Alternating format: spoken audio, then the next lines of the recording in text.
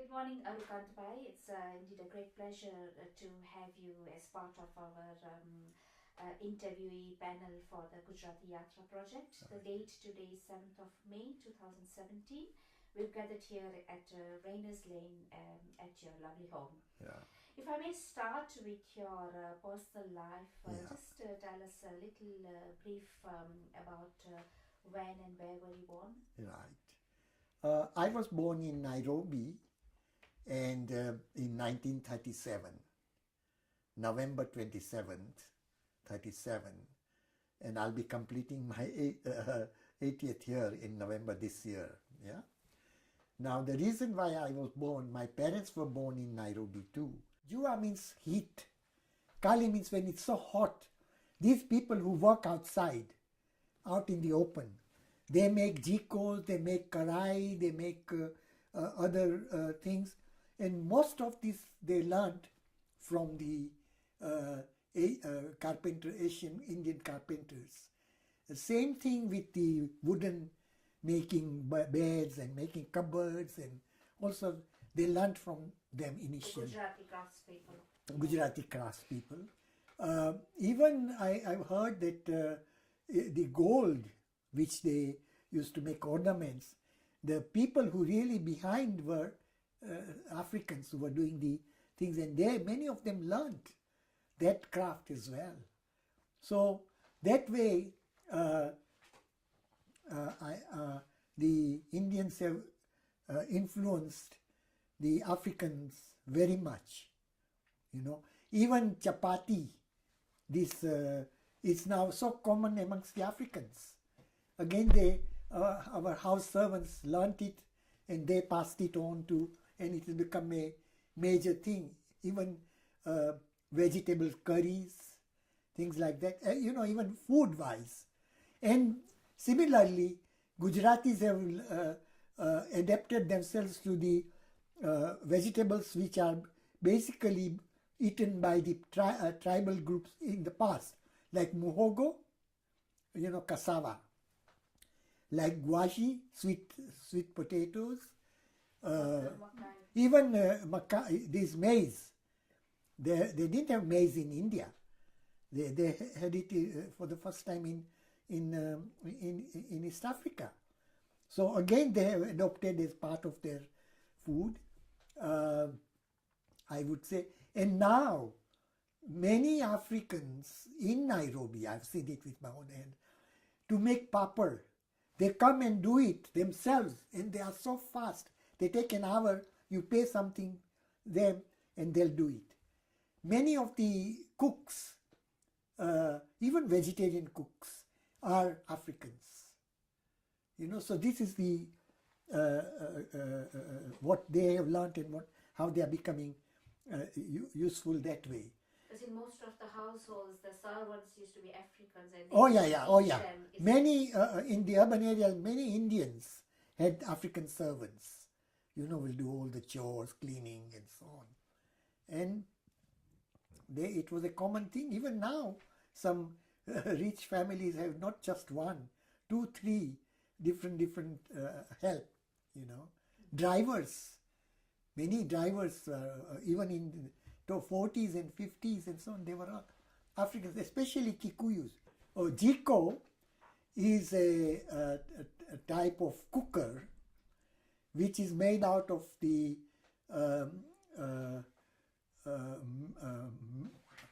iron sheets, either discarded or from the tins and containers and so on.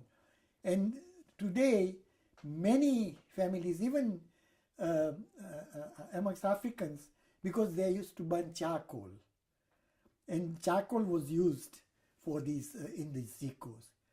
So even now, today, quite a number of in rural areas, it's very common also, because there is more now drive towards preserving the trees and so on.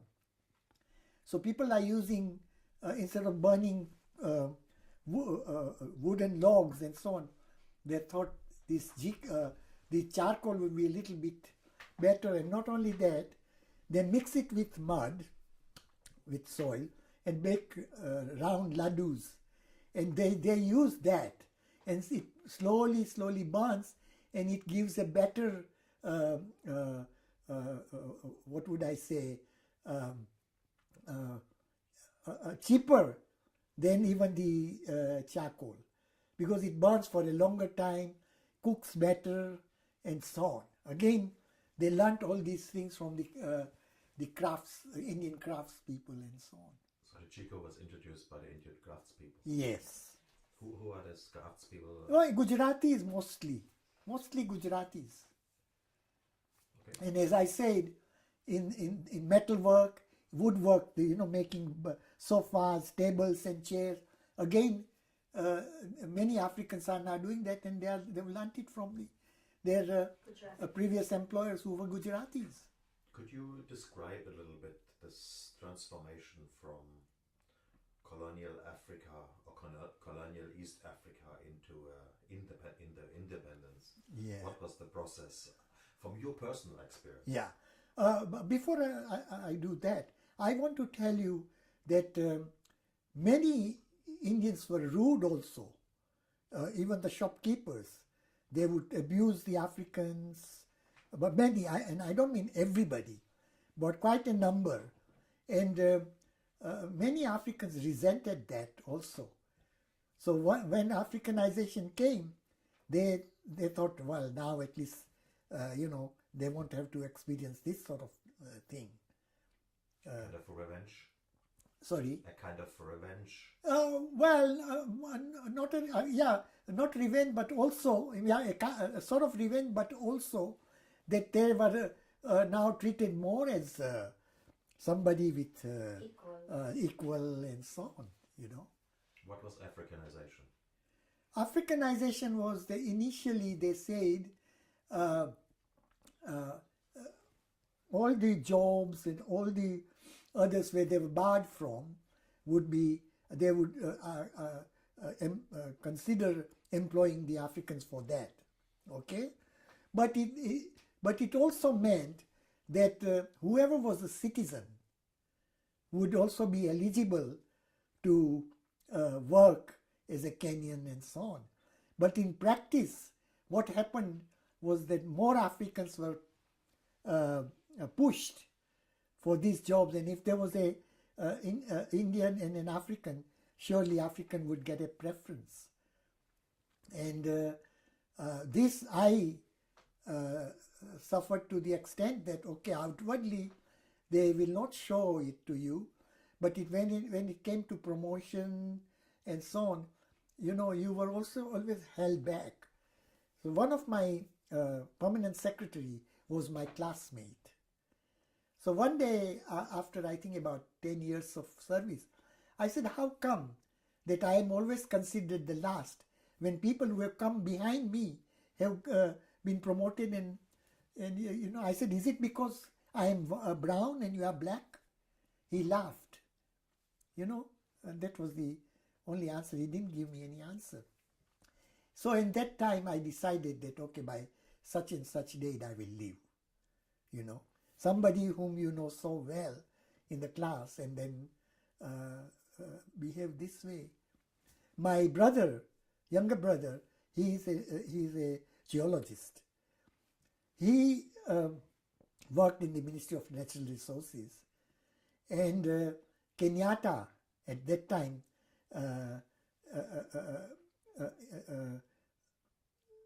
deliberately promoted somebody from his own tribe, Kikuyu, named Wachira, who became a senior to my brother. So my brother decided no more. He left the job, you see. So that sort of thing happened quite a lot initially. But nowadays, in civil service, we were the only few Gujaratis who had entered.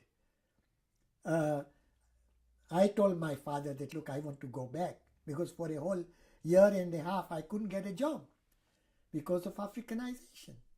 So he said, no, wait for a while. If you don't, then you can go, And I had applied here at the Greater London Council in the County Hall. And there they said, yeah, you can come. But by that time I had to go to Nairobi, so I went there. And I missed even that, I even missed here. Can you explain a little bit the build-up from the end of the colonial times? Yeah. How was the situation there? Well, why did it end? Well, it ended because the British decided that it's no longer viable and profitable to hold on to colonies.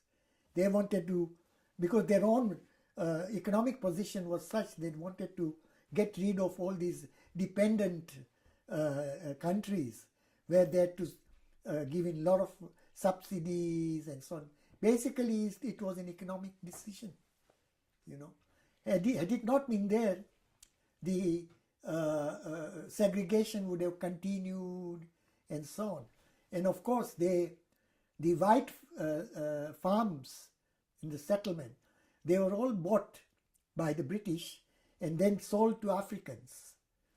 Again, initially, a few Gujaratis bought the farms, but as soon as Kenyatta came to know about it, through one way or the other, he brought in pressure on these people to sell off this land, you know. And then as more and more Africans came into professional qualifications, they started employing them more. Today, I don't know if there is any Indian or any Asian who is employed in the civil service. But there was also African independence movement. Oh yeah, African independence movement was basically initially, it was started by Kikuyus because they were much more well versed with the other races, and the first delegation which came to London was financially supported by many of these Dukawalas, and as I said, even Kenyatta. And so when he came back and so on, he said, well, we want independence. And some believed that after independence, things would be very different. They will not see any future. Then he brought in the licensing law, that anybody who is not a Kenyan citizen will not get a trading license. So this came in 1967-68. So the first exodus of the Indians was at that time into UK. They were not African citizens. Sorry? They were not African They did not take African citizenship. They were British British, yeah. Whereas in my case, we had British passport because we had studied here. But to join the civil service, we had to surrender our British citizenship, and so we took Kenyan passport, you know. And not only that, many families said that no, it will be okay, you know, don't worry, don't go another place, you don't know, you know, how things are, fear of the unknown as well. So they were the ones who are still continuing, and even I, you know, continued for a long time, and I still hold a Kenyan passport. So but then, were the Gujarati mainly supporting the independence or reluctant? No, they were. There was the Kenya Indian National Congress. They supported, and many of the Indian participants who became MPs in Nairobi and Mombasa area and Kisumu were Indians, supported by Africans as well. And then as time went, people found that things were changing much faster. The youngsters from the Indian community, even trading wise, they didn't see much scope. Only industries. One thing was that the Africans expected Indians to move from trading and go into manufacturing and industries. Now everybody couldn't, but many did go, so that there is no clash, and they had the resources to set up factories and manufacturing units and so on. And many of the towns in the whole of Kenya, many, we call them Asians, Punjabis, Gujaratis, Ismailis, Boras, many of them left either for Canada, or either for UK or States, and they quit, in spite of the fact that many of them had lived there for 2-3 generations, So this is what happened. But I thought that the policy of licensing was wrong on the part of Kenyatta. If he had allowed people, doesn't matter what passport you hold, their country would have been much more prosperous, because that skill went away. And same thing with Uganda. Amin was so short-sighted, he blamed everything on the Indians. Maybe there were a few who were like that, but not everybody was like that. And so the whole economy of Uganda collapsed, And then there was a war with Tanzania. So he was finished also, because him and Obote, the previous prime minister, they had collaborated in the smuggling of gold from Congo, lorry load of gold, and they split half-half. You see, all these things were happening, and the public did not know about it. And if they knew, they turned a blind eye to that sort of thing. In Kenya, Kikuyu felt that they had fought for the independence, and the other tribes were role of the other tribes was minor. So when in the Ministry of Finance and economic planning, which I know well because I worked in both, there was a time when the person from permanent secretary right up to assistant secretaries will be all Kikuyus. You see, same thing in some other ministries also, probably defense. I don't know, And in the military, I believe there were more other Asian, but at the top they were all Kikuyus. But you stayed on. I stayed on because I was mostly in the a technocrat, not in administration. And I said that now that at least I have done 10 years, if I have found there was nothing much for me, I would have left at that time. But where would I go? I had a Kenyan citizenship. What will I do to get another job? Because when I finished my education and came, I had a whole file full of applications to banks, to insurance companies, to government, without any positive reply. And then I said, what I should do is make myself so indispensable. So at every opportunity, if there would be some paper to be written, I'll make sure that I do the research and do that. And I continued, and when Moi came to power, he allowed very many minority groups to come into government. He had encouraged more. Okay, he was corrupt and all that, but he encouraged Somalis, minority groups, and in that you also see Indians as well. And because of that, we were given some better positions who were already there, and much faster promotions and so on. And I made sure that every opportunity, if there was a paper to be presented at the University of Sussex, I applied and I got in, and I took advantage of that. Similarly, if there was a in 68, I got a application to go to University of Canterbury, to do a master's degree, you know. And the reason why I got it there, because the person with whom I wrote the first article on Kenyan local authority finances, I did it in collaboration with somebody called Mr. Luri. And Mr. Luri turned out to be he was employed in Kenya, but he left and joined University of Kent. Then there was an Indian director, a Punjabi director in statistics. So he had studied in Birmingham.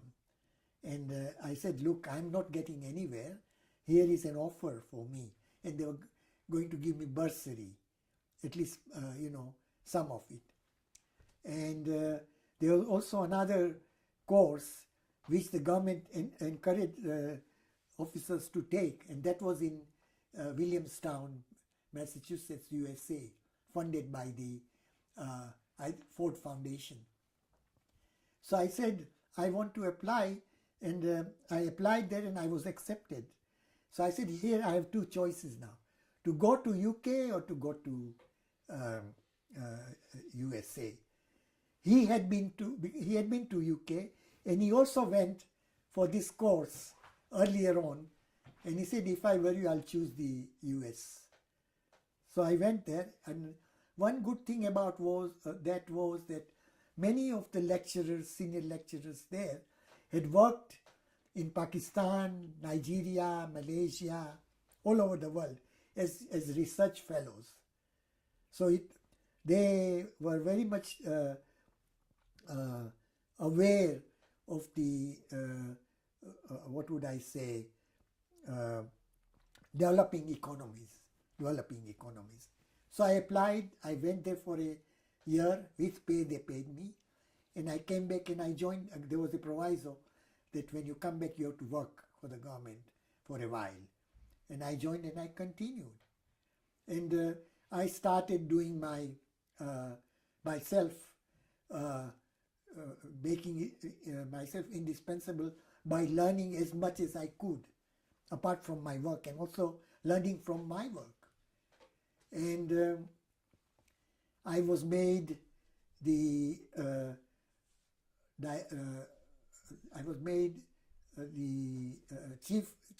senior economist in the organization. And at that time, I also got an opportunity.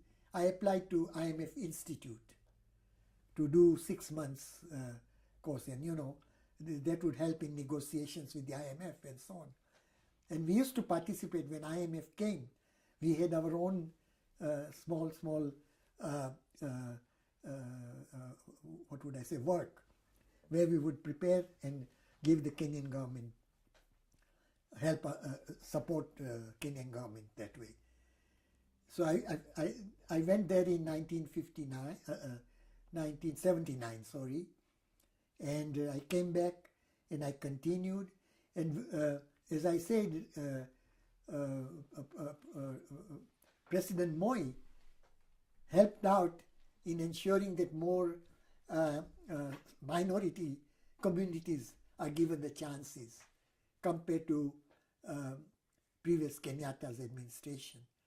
And I suppose that helped me out also a lot. And I was made the director of Fiscal and Monetary Affairs Department. And the last 5 years of my career in the civil service, I was made the director, and I used to do the budget, taxation, speech for the Minister for Finance, and keeping the secret so that the public will not know that, oh, I'm raising taxes and that they will take. I was make sure that I would stick to that. And one reason I believed was that, okay, I could have made a lot of money, but I said, I'm not here to make money at the expense of the public of Kenya. And I said, this is my job. I must be true to my profession as an economist. And since it's a technocrat, You will, of course, get pressures, but I made sure by that time, I was much more sophisticated, much more stronger in my views. I said, doesn't matter. My career is over. I don't look back as to who did what and so on. Probably, as we say, it's my kismet, And I continued and I finished as the director of Fiscal and Monetary Affairs Department. That was when? That was in 1993. I joined in 63. I left in 93. 30 years. Would you say post independence, the color bar thing has now vanished, or it's still there? No, I think to some extent it's still there. It's still there.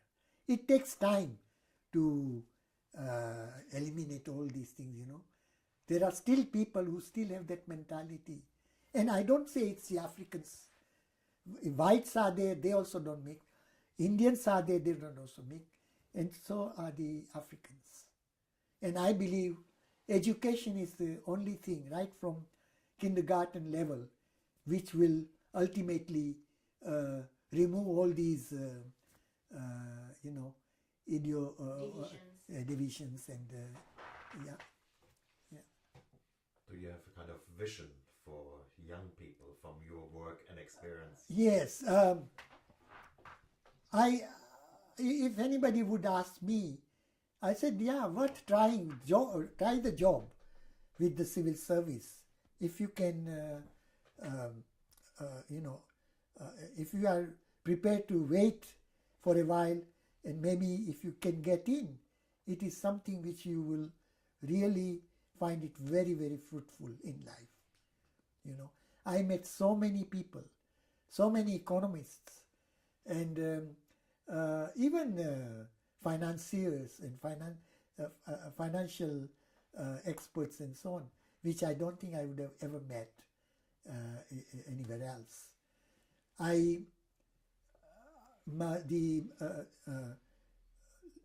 President Obama, his father worked with me. He came from Harvard. At that time, my African colleagues used to tell me, he has married a white woman, and he has brought the white woman back. Now, that was his third wife. He had already married a woman from his tribe. Then he went and married Obama's mother. Within a year, he divorced her or whatever. And then, while he was in Harvard, he, I think, came to know a Jewish lady from New York.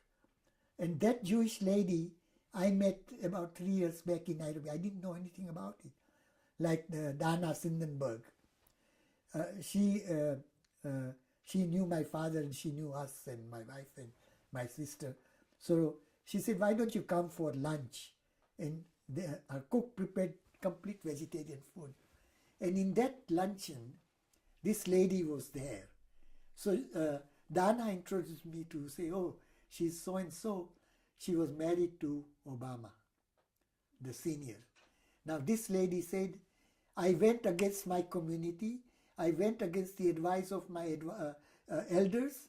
I still married this fellow. When I came to Kenya, it was sheer hell for me. These are the words she used.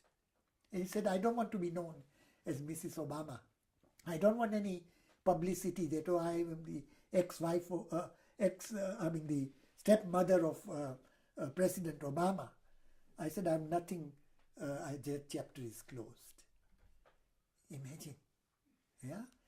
And as I said, I met about 3-4 years back. She's now running a kindergarten in Nairobi for children. But you were talking about the conflicts between the different communities, and maybe you have a vision out of that, what the future should be. Well, my vision is that when I look back at my own Jain, Buddhist, Hindu philosophy, which I know more compared to Western philosophy, and I've learned, but this I have experienced. And I feel that these religions okay, apart from various rituals are different, many of the tenets are very similar, you know, and also in Buddhism. The Jains are atheists, the Buddhists are agnostics, and the Hindus believe in several gods and goddesses at different compartments, different areas of work. I said it's fine, this is how human being tries to explain what is this universe, how we are here, why we are here, and which is the force which ultimately we call God or non-God. Jains believe that it is up to you as an individual to not believe in acquisitiveness, not believe in aparigraha, means you allow discussions of other groups and say maybe what he's saying is probably right, and things like that, and non-violence, basically. Gandhiji learned as a Hindu, and of course he was much more open to all the religions. He said they are all, I subscribe to all of them, but I don't allow one to sweep me off completely. And I believe that. I believe also Mandela very much of that philosophy, and Martin Luther King. So these three people I respect immensely. I think I would agree with their philosophies so much, you know. And I find that today the Muslim world is in all this turmoil. I said, why in a single Muslim country, not one person has come and said, look, stop, let us follow, let us try the non-violent approach to life. Yes? And I believe that that is the solution for generations to come. Otherwise, people will throw atom bombs and God knows what at each other and will destroy themselves. This is what I feel. And my whole life I have lived a vegetarian. I have made sure that I subscribe to the philosophies of other religions and other cultures. I respect them also, and I always find what I have to learn from them as well. And you are still in a learning process until you die.